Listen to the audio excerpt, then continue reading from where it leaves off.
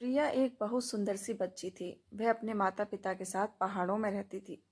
प्रिया के पिता भेड़ बकरियों को चराने के लिए ले जाते थे। शाम तक वे उन्हें वापस लाते थे। इसके बदले में गांव वाले उन्हें कुछ पैसे देते थे, जिससे उनकी गुजर बसर हो जाती थी। एक दिन प्रिया ने अपने पिता से जिद की कि वह भी पहाड़ पर चलेगी। उसके पिता ने प्रिया की बात मान ली, लेकिन उससे कहा, बेटी, मैं तुझे ले तो जाऊंगा, लेकिन तुझे मुझसे वादा करना होगा कि तू अकेली इधर उधर नहीं जाएगी। प्रिया मान जाती है। प्रिया के पिता उसे गोद में उठाकर दूसरे हाथ में लाठी लेकर भेड़ों के साथ पहाड़ों पर चढ़ने लगते हैं। पहाड़ पर पहुंचकर वे थक जाते हैं। पहाड़ों के पीछे एक बड़ा सा हरी घास का मैदान था। सारी भेड़ें वही घास खा रही थीं। प्रिया को उसके पिता ने कहा, बेटी, यहीं मैदान में तुम भी खेल लो, कहीं दूर मत जाना, मैं कुछ देर आराम कर लूं। प्रिया ने देखा वहां पर बहुत से फूलों के पौधे थे, जिनमें सुंदर सुंदर फूल लगे थे। प्रिया वहां से फूल तोड़ने लगी। तभी उसे कुछ आवाज सुनाई दी, हमें बचा लो, हमें बचा लो।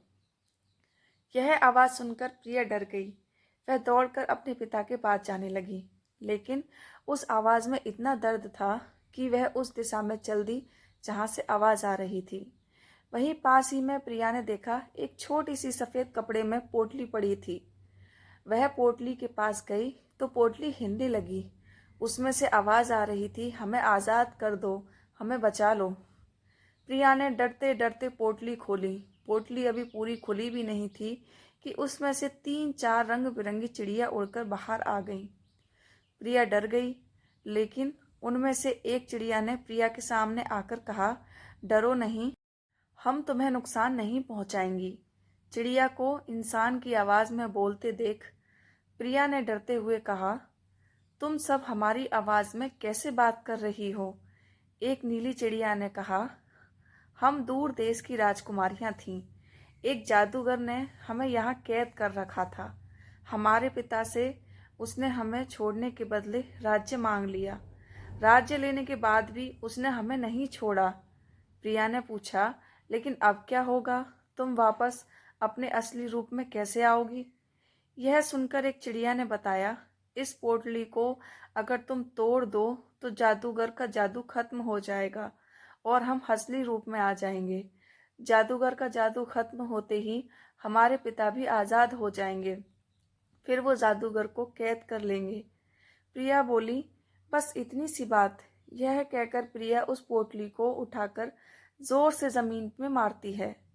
पोटली मिट्टी की थी, वह टूट जाती है। पोटली के टूटते ही चारों राजकुमारियां अपने असली रूप में आ जाती हैं। एक राजकुमारी अपना सुंदर सा मुकुट प्रिया को देती है। एक राजकुमारी प्रिया को अपने कपड़े देती है और उसके कपड़े खुद पहन लेती है। उसके बाद वे चारों राजकुमारियां वहां से चली जाती हैं। प्रिया अपनी सुध-बुध खोकर सब देखती रहती है। कुछ देर में उसके पिता प्रिया के पास आते हैं। वे देखते हैं कि प्रिया बहुत सुंदर कपड़े पहने और सोने का मुकुट लगाए बैठी है। तो वो उससे पूछते हैं कि ये सब कहाँ से आया। तब प्रिया उन्हें सारी बात बता देती है। यह सुनकर प्रिया के पिता बहुत खुश होते हैं कि उनकी बेटी ने बहुत नेक काम किया है। शाम को दोनों घर आ जाते हैं। इस घटना के कुछ दिन बाद राजा के सिपाही उनके घर आते हैं। प्रिया के माता पिता और प्रिया को साथ ले जाते हैं। राजा के दरबार में उनका बहुत मान सम्मान होता है। राजा उन्हें अपने राजमहल में रख लेते हैं। प्रिया अब पूरा दिन उन राजकुमारियों के साथ खेलती रहती थी। लेकिन कुछ दिन बाद प्रिया बहुत उदास रहने लगी। उसका कहीं भी मन नहीं लगता था। एक दिन राजा ने प्रिया के पिता को बुलाकर इसका राज पूछा, तो उन्होंने कहा, राजा जी, आपका महल बहुत सुंदर है, लेकिन हम लोग पहाड़ पर रहने वाले हैं। हमें यहाँ घुटन महसूस हो रही है। वहाँ टूटे घर में भी बहुत शांति थी। प्रिया भी पहाड़ों को याद करके उदास हो गई है।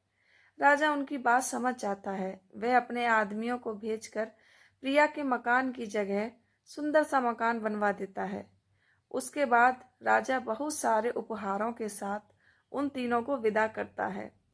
प्रिया अपने घर पहुंचकर बहुत खुश हो जाती है।